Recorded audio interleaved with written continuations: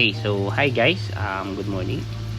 So for today's agenda, maglilinis tayo ng crate na pinaglalagyan ng mga 1 to 2 inches ng ating railings.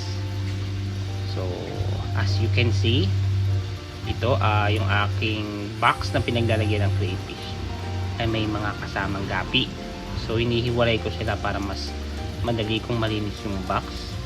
And at the same time, hindi rin ma-stress yung both railings saka yung aking mga gapi fish. So yung pangalan niya pala, yung strain ng aking gapi ay Dark Moscow sa isang crate na ito. Okay?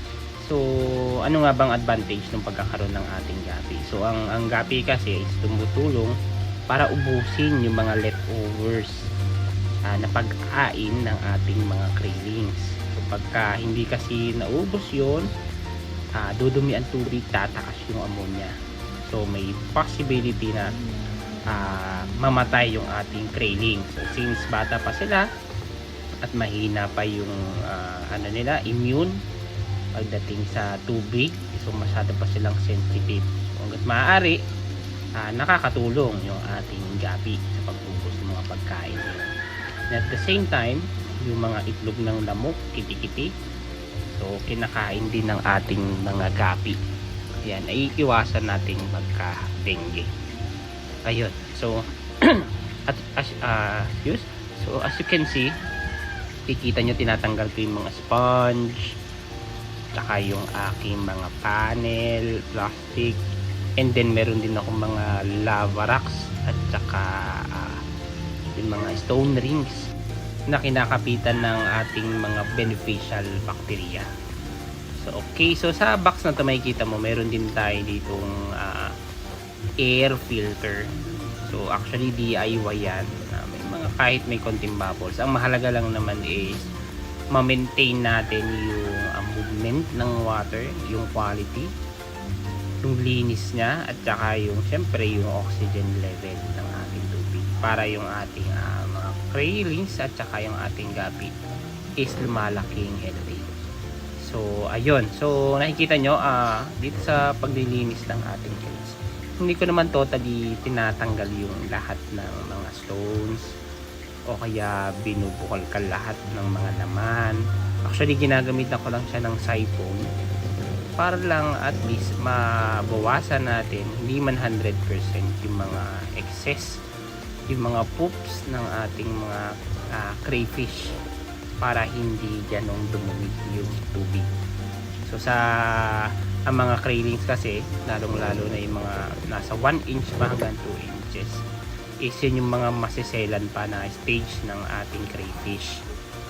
So hanggat maaari, so nasa 30 to 40% lang yung aking binabawas dyan. So hindi ko naman sinasabing yun yung pinaka most effective way. So meron din naman iba tayo dyang mga nag-aalaga ng crayfish na successful na, pero ito kasi yung nag-work sa akin. So yung ganyan lang yung ginagawa ko on a weekly basis. So isang beses lang sa isang linggo ako nagtatanggal. So although kahit malinis pa yung tubig, talagang tinatanggal ko pa din yung mga poop nila para kahit papano is manatiling malinis o nasa quality pa din yung aking tubig para sa aking mga railings. Ayun, so for this time, tatanggalin muna natin yung ating isda and then ililipat muna natin siya. So ngayon is ayan. So actually pwede na rin i-out yung ating isda. Pinaparami ko pa siya, and then sooner or later is plano ko ring mag-breed ng mga dark night na gapi na yan. Okay, so kukuha lang ako ng konting tubig dyan, and then ang gagawin ko is magre-resizing tayo. So ito yung isa sa mahalagang part na kailangan gawin hanggat maaari on a weekly or twice a month na ginagawa. So sa ating kasing mga railings, meron talaga dyang mga iilan na maiiwan kasi hindi sila ganong nakakakain, o magiging sinasabi ng iba na bubuli. So, sa halip na makakain sila is naitataboy pa sila ng ibang malalaking crayfish kasi kasi territorial, nag-aagawan sila ng pwesto. Parang pagka yung isa is na position na nung malaki yung part na yun, wala, hindi na siya nagpapadaan o nagpapakain doon ng ibang mas maliliit na crayfish. Kaya yung ibang crayfish doon dyan is nababansot, kumbaga pumupunta na lang sa gilid, hindi sila makakain, mauhuli sila sa paglaki.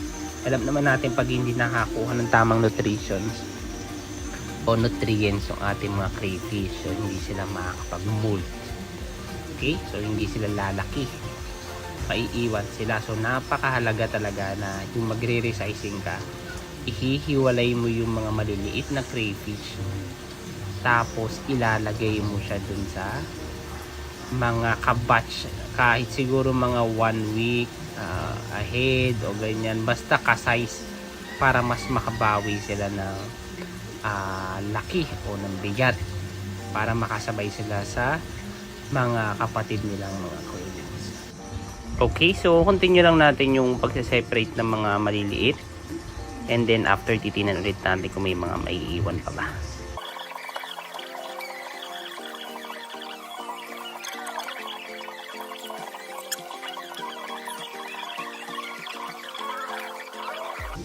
Ayan, so tapos na. So baba muna natin itong fish net natin, and i-check natin yung mga nahiwalay natin. Okay, so makikita natin halos magkakasing size na yung mga naiwan, and then ito yung mga maliliit. Actually ilan lang naman sila, 2, 4, 6, 8, pero mahalaga pa rin yan na ma-separate kasi yung 8 yan is malaking bagay na. For example, pag umabot sila ng breeder, 'di ba? Kung iisipin mo, masasayang lang. So malaking mawawala sa iyo. Hangga't maaari, malagay mo sila sa tama nilang ka-size na group para hindi sila makain. So makikita mo, binalik ko na yung aking gapi fish ulit para hindi sila ma-stress dun sa lalagyan. And then ayun, so titingnan natin yung level ng tubig. Natagdagan na ulit natin siya ng mga ilang tapo ng tubig. So yung tubig nga pala na nilalagay ko dyan is stock water na yan ng mga 3 days kat maaari. So kailangan nga pala nating maglagay ng mga stock water. Hindi pwede yung mga direct sa gripo, lalo yung mga mataas kasi yung chlorine content pa nun.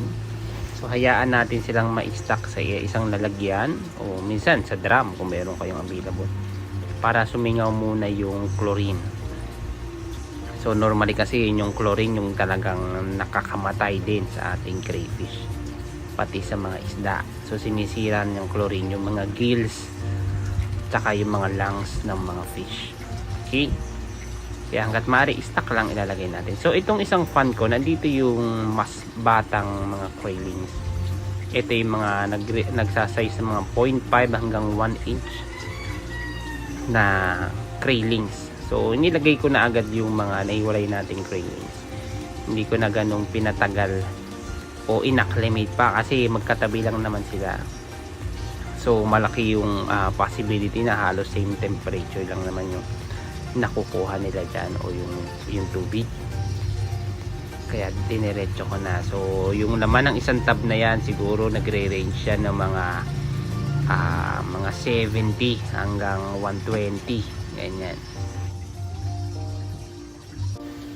Okay, so ngayon ibabalik na natin yung ating mga plastic panel dyan as hides, mga small crayfish, and yung ating sponge, para yan yung kasing kapitan ng mga beneficial bacteria at saka magsilbing bahay nila.